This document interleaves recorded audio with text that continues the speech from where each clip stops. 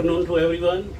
I would like to extend my hearty welcome to all of you who are present here on a very precious day, World Book and Copyright Day.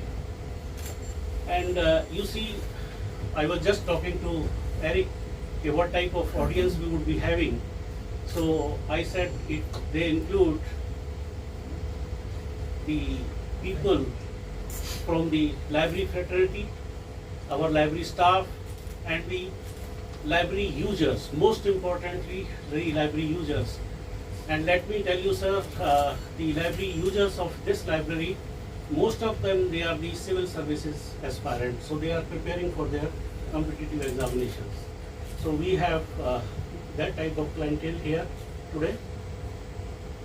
I am really very, very grateful to our chief guest that he kindly agreed to our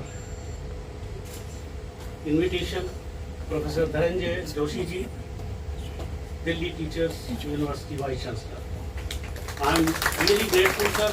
You have kindly agreed and you spared the time to come to our function and grace this occasion. Thank you very much. I also welcome Eric Ford ji.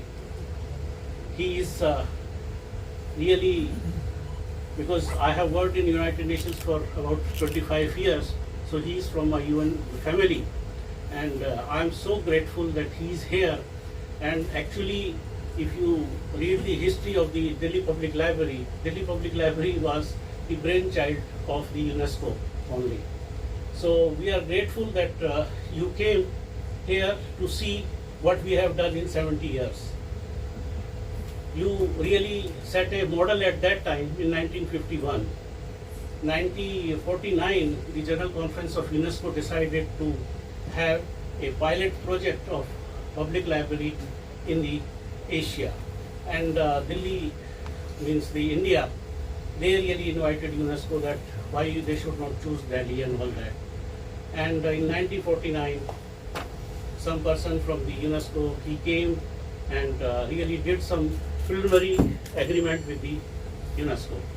After 1 year, another gentleman came from the UNESCO, and we really got in agreement from the UNESCO and the Government of India. And that agreement was for from 1951 to 1954. And at that time, you will be astonished to know that UNESCO was supposed to give $60,000 in 51, and for continuous 4 years. And India was supposed to contribute double of that, $1,20,000. So that's how this library came into existence. And when this library was opened, it was about 8,000 volumes in this library.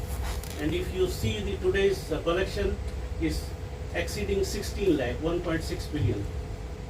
And at that time, the user, it's a remarkable, see in 1951, in 1 year, 51 to 52, you see the membership was 6,072 at that time. Now we do have the library membership is around 1.6 million, means 1 lakh 60,000.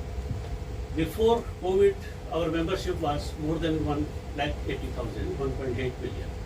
So we have really started very, what I mean to say, very aggressively, and we have started membership drive, and I think maybe within a year or so, we will be able to reach to that level. So, sir, this is your brainchild, and I do not know whether any UNESCO they must have visited this place earlier, but for the last, I think, 10 years, I think I have not noticed that any head of the UNESCO in New Delhi, he has visited this library, though you have a representative in our Delhi Library Board. So thank you very much for coming, and I am really grateful that you have graced the occasion. Delhi Public Library is really known to all the people of this city particularly. We have about 30 network of 30 libraries. We have one central library, 3 branch libraries, 19 sub-branch libraries. We have resettlement college libraries. We have Braille library. we have mobile library, which I wanted to mention. In 1953, this was the first concept which was adopted by Delhi Public Library, and at that time only one mobile library was there, going to different places. Right now we have 8 mobile van or mobile buses library going to entire city of Delhi and serving the people of city, and we are touching about 120 points in the city, and each point we really stop there for 3-4 hours to land the book, to take the bag. Another important campaign we had earlier 2-3 years back, Ghar Ghar Dastak, Ghar Ghar Pustak. So under that, we are really obliged to seek any request from any citizen of the country, of the city, and then we supply them the publication through our mobile network. So this is one of the new things we have done, and recently we have made this library Wi-Fi enabled. We have made a provision for the electronic payment for the membership, etc.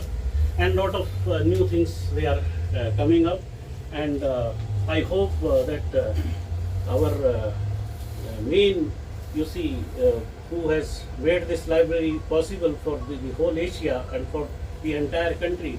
So I would request Eric Fordji that I know that in the history of UN first time, when they were talking about the SDGs, Sustainable Development Goals, 17 goals and 160 targets, 69 targets, they wanted to have the collaboration or the association of the libraries, and IFLA came forward, and with the help of IFLA really and the UNESCO, we have been working with the UN Sustainable Development Goals how to achieve. So they are using the library network, and we are really we have been recognized by the UN that libraries can be part of this development structure or development strategy for the countries.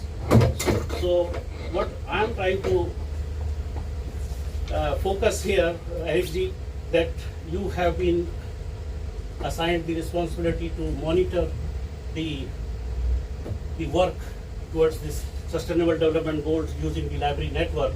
So if you really feel appropriate, we would be happy to associate with you in any way to really achieve the sustainable development goals, so we can really have the entire DPL network for your work.